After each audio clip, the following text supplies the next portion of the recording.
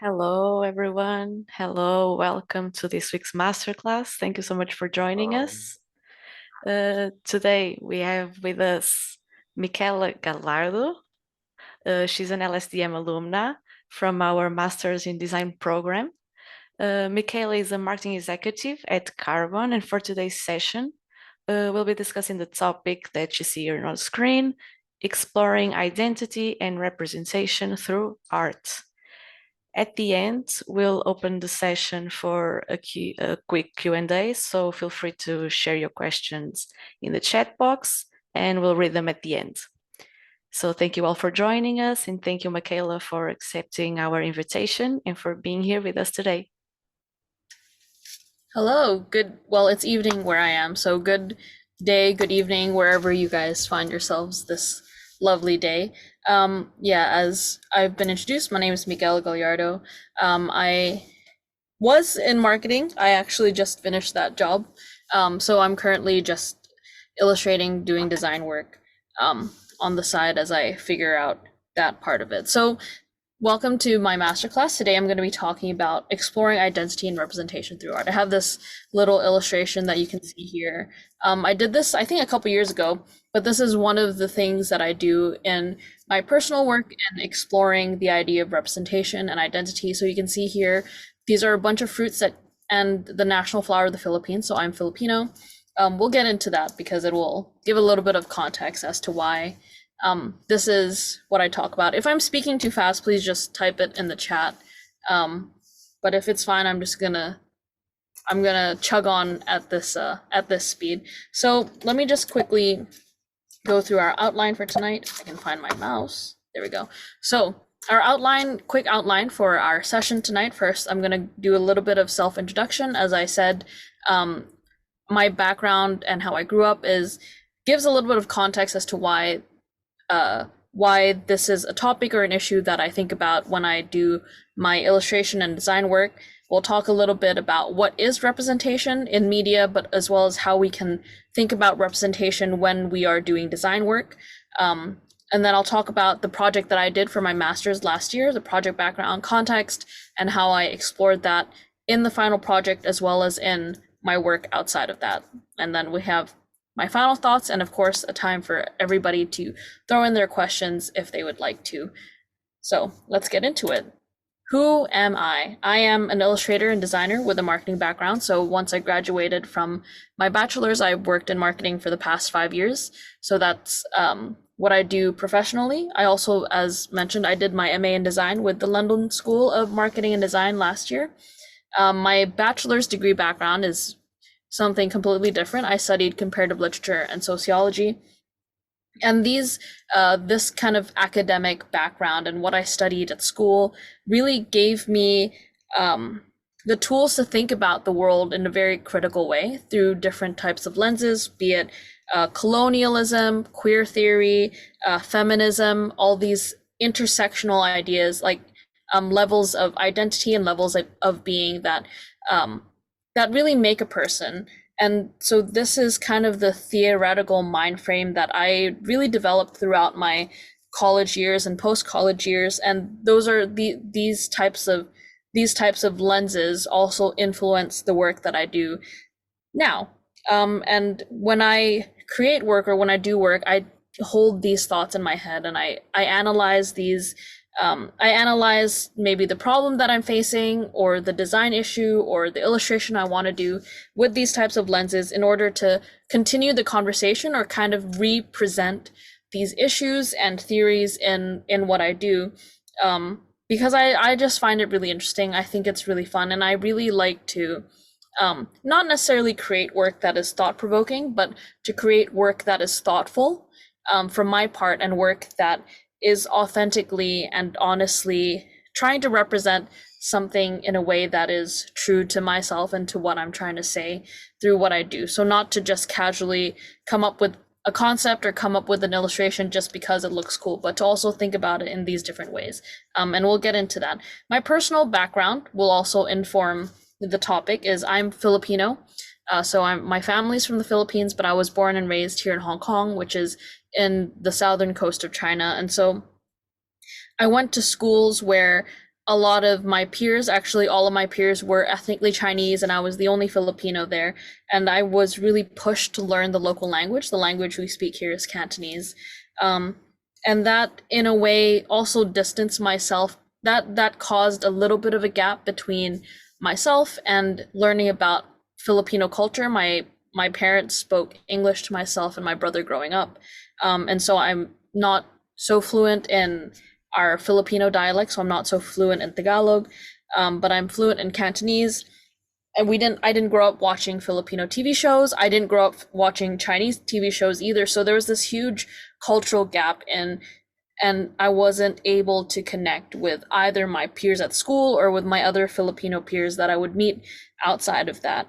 And so I feel like because of that experience, my person and my identity kind of is in this really interesting Venn diagram of in-betweenness, but not quite fitting into either category. A lot of my Filipino friends here went to schools where there were other Filipinos or other ethnic minorities, so they were able to have those types of conversations, or they were able to connect with their culture. Whereas because I wasn't in those types of schools, I was very distant from it. And so over the years, I've heard a lot of comments about what it is to be Filipino in Hong Kong, or just racialized ideas about Filipinos, especially because here in Hong Kong, the most visible Filipino community are domestic helpers. They're domestic workers, and they tend to be looked down on. And so, I grew up with comments asking, oh, is my mom a domestic worker? Or I've been mistaken for a domestic worker growing up. I've been asked if the Philippines is in Asia, whether or not I was Asian. And comments about Filipino food, I remember very distinctly, and this will come up as well. And when I show you my master's project, is someone that I met in university asked me, oh, isn't Filipino food just fried food? Like, what's so interesting about it? And so a lot of these conversations kind of inform how I want to communicate my identity and myself, and how I think about the work that I do. So that's a little bit of my background and how that influences why this is the topic that I explored in my master's project, and it's the topic that I explore in my work now, because I have this desire to really communicate my culture to those around me, to whatever community is it, whether it be other Filipinos, other Hong Kong people, or people outside of that. I have this desire to be able to communicate and to visualize the experience that I've had as someone who is kind of in these in-between cultures. So let's jump into kind of the meat of this. So what is representation? So this is a definition. You can see here on screen, definition of representation in the idea of in media studies, for instance. It's definitely a hot topic, a buzzword. When we look at movies or TV shows, a lot of people talk about proper representation, whether it's racial, sexuality, gender representation, just making sure people across the spectrum are properly shown in media. So we can see here the definition of representation in media is the way aspects of society, whether it be gender, age, or ethnicity, are presented to audiences. So it's not just showing them on screen. So it's not just having an ethnically or racially, culturally diverse cast of characters just shown on screen, but making sure the characters' stories, or the way that the characters are portrayed, are done in a way that is honest and authentic to that culture or that group of people, that groups of people's genuine experience. So it's not just having someone who is of a particular ethnicity and then just putting in all the stereotypical ideas you can think of into the film. It is about being honest and authentic, and really better showcasing aspects of culture or aspects of these people's identity, life experience, struggles, difficulties, in a way that is true and honest, not stereotypical, and not cliches. But how do we think about representation when we talk about design? So again, I've thrown up some keywords here on the presentation about where we can start to think about representation in design work. For instance, do we we can think about stereotypes. Do we only include stereotypes in our designs? Or say if you're designing something that is inspired by Thailand and you only put a bunch of elephants because that's the only idea you have of Thailand. Or if you do something Chinese inspired, do you only put dragons or tigers? But do we actually, as designers, take the time to genuinely research into the culture, research into the context that we're designing for, research into the audience that we're speaking to, in order to avoid those stereotypes? Another thing that we can think about is cultural appropriation. I think being inspired by different designs, different types of cultures, subcultures is great, and it really can inform what we do and the design that we do. But do we do it in a way, again, that is honest and authentic, or does it become cultural appropriation? Do we borrow symbols or colors or patterns and then use them in a way that doesn't genuinely or properly respect the cultures or peoples that we are borrowing these things from? That's something that as designers we definitely need to think of.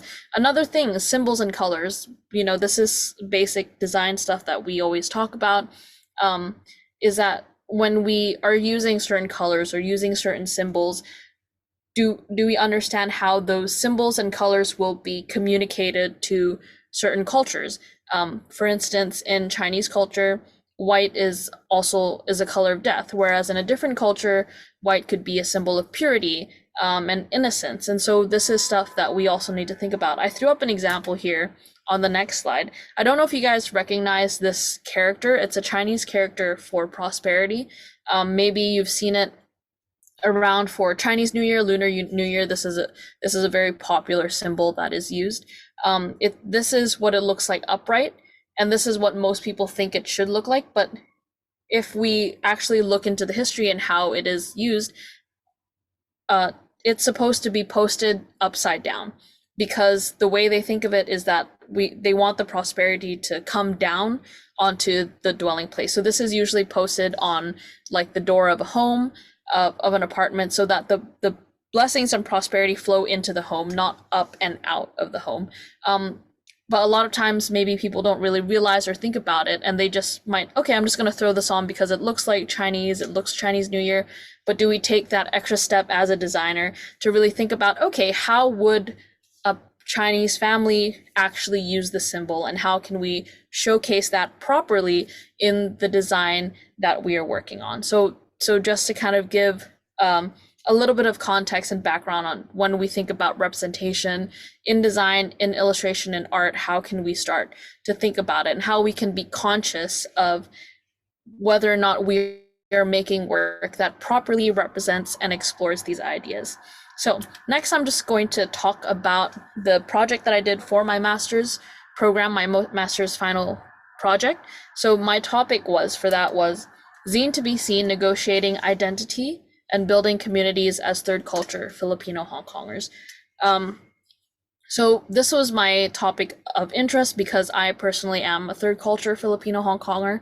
To explain a little bit, the term of third culture is in the sociological senses, they explain it as children who grew up outside of their parents' passport culture. So in a different country or a different place. So my parents are both Filipino, but I grew up here in Hong Kong. So that makes me a third culture kid, in between being Filipino, in between being Hong Kong.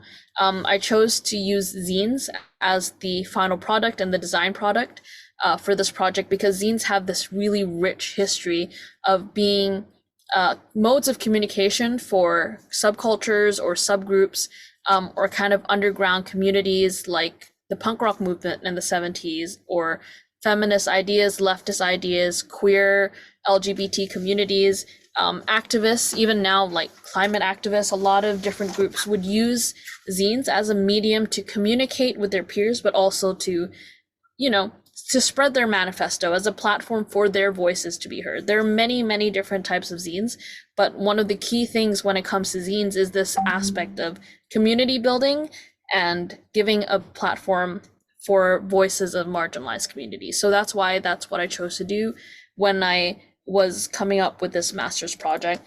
So I'm going to show you guys a couple of bits of the zine. I'm not going to show you all of it.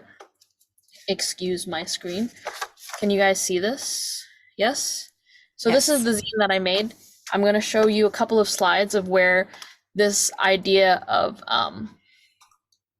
representation, I think I really tried to think about these things. So first of all, the way I structured my zine is there was sections that kind of broke it into different types of topics. So we have identity, language, some more serious issues, and then a whole section on food. And these were kind of the broad ideas that I started with in order to kind of explore this topic. For the master's project, I interviewed other Filipino Hong Kongers as well and used their stories and their experiences to kind of inform the zine as well. So it's not just my own experience kind of coloring this zine, but I wanted to bring in other voices and to make sure I was showing somewhat of a more comprehensive idea and experience of Filipino Hong Kongers and not just telling everybody my story and my trauma or any of that.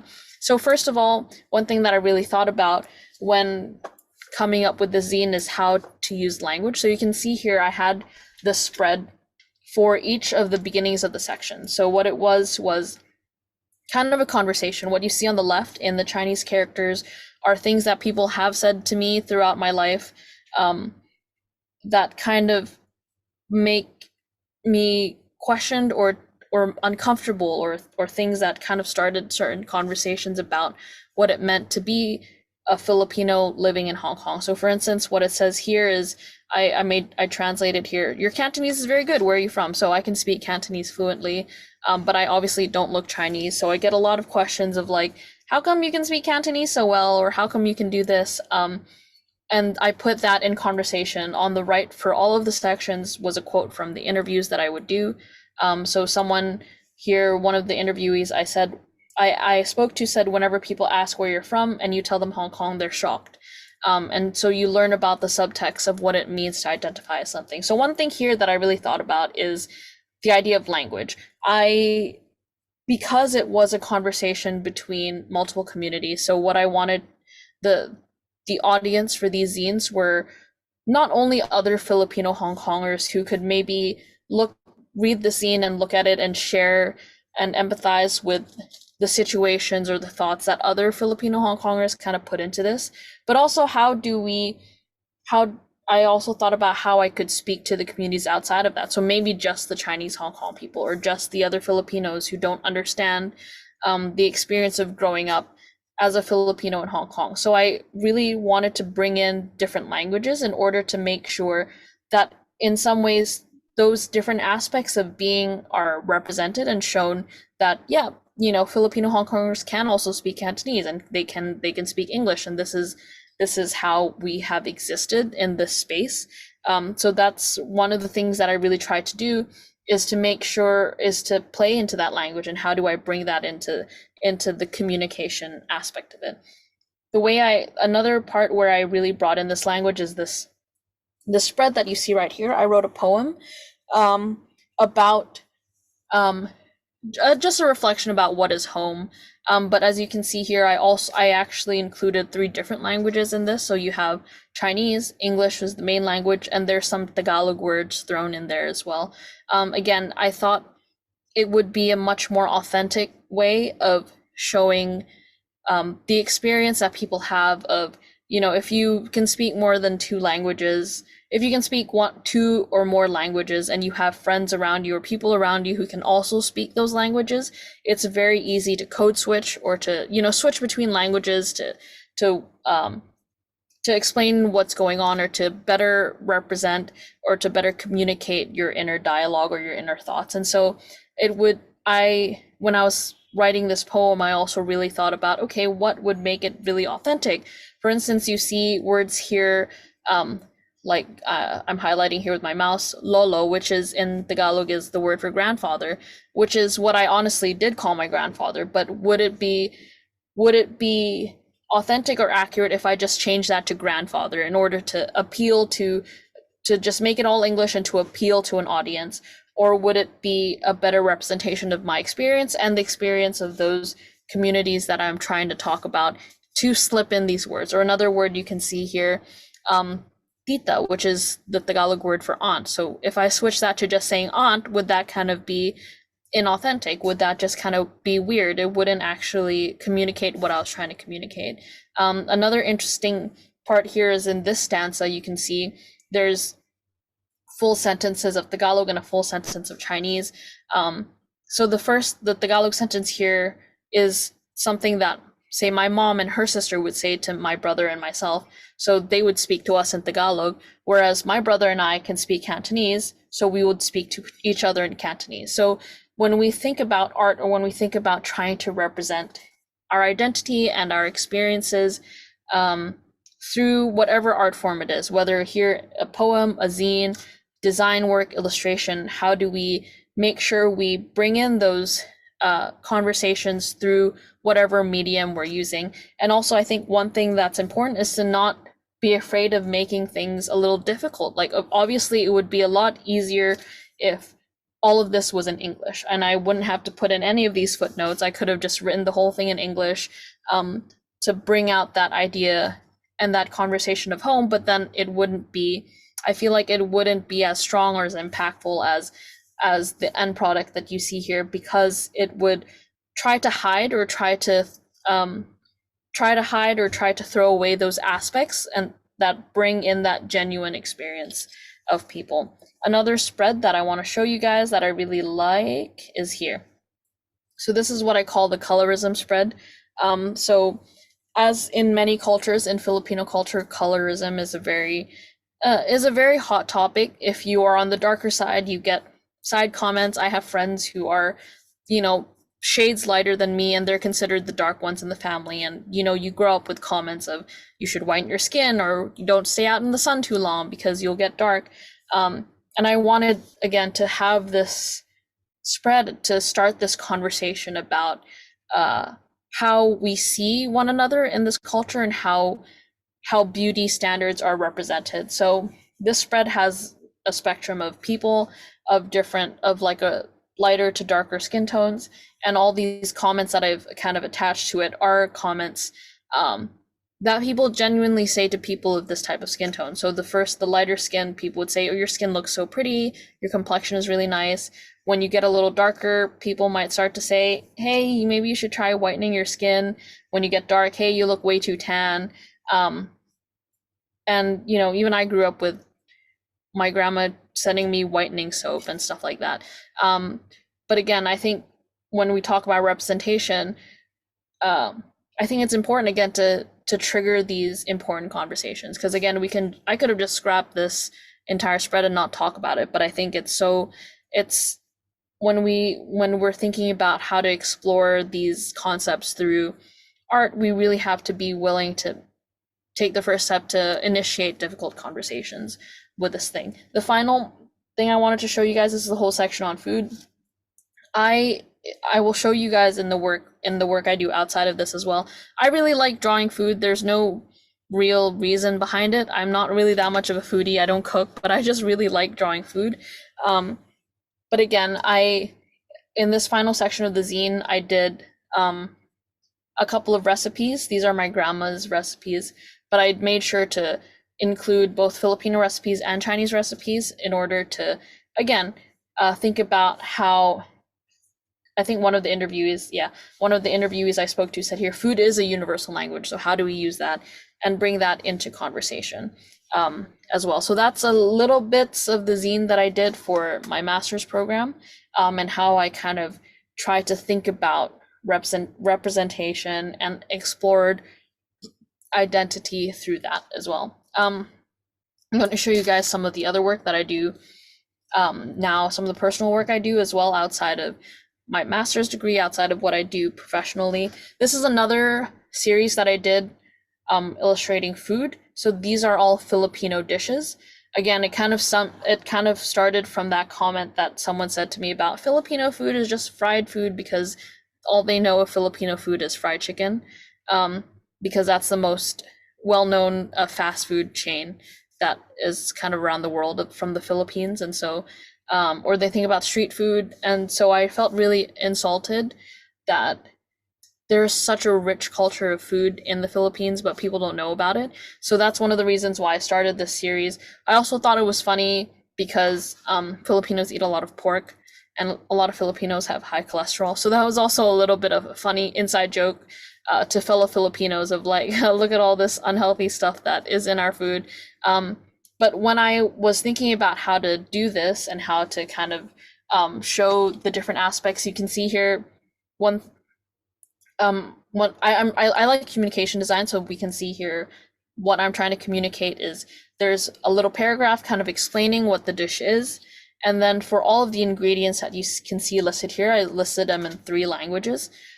Again, because I'm trying to communicate with not just other Filipinos who would know Filipino or other people who speak English, but I also wanted to communicate with all my Chinese friends that maybe don't know or don't understand the cuisine of the place where I'm from. And that's why I wanted to bring in that language to kind of draw that audience in as well, because I didn't want them to be afraid of like, oh, I can just see all these words that I don't understand, but I wanted to allow that to be part of the conversation. So I put all of all the ingredients are mainly in Tagalog because, again, I wanted to educate people of the language and also educate myself and learn more about that language as well. But I also added in a little bit of a translation for all of the ingredients so people can, use that language to share and understand what I'm trying to communicate through this.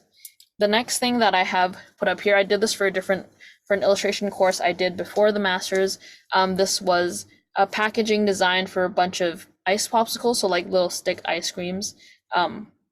So again, what I thought about here is who am I communicating with and how do I represent, how do I communicate with a majority English speaking audience, but still kind of bring in that flavor of Filipino-ness. So you can see on the packaging on the 2 separate sides of the box, there is the English name, so it's a pineapple or taro, coconut, mango, but then on the other side, I made sure to put in the Tagalog word for those ingredients. So piña for pineapple, ube, buko, and manga for to kind of show that. So again, when we're thinking about representation in design and who are we communicating to and how do we ensure that we are really reaching out to these groups of people and communicating their culture, communicating whatever culture that we are trying to show or explore in a way that is respectful of everybody who will be seeing this as well. So I think a final example that I have here, so in a lot of my illustration work, I do a lot of characters.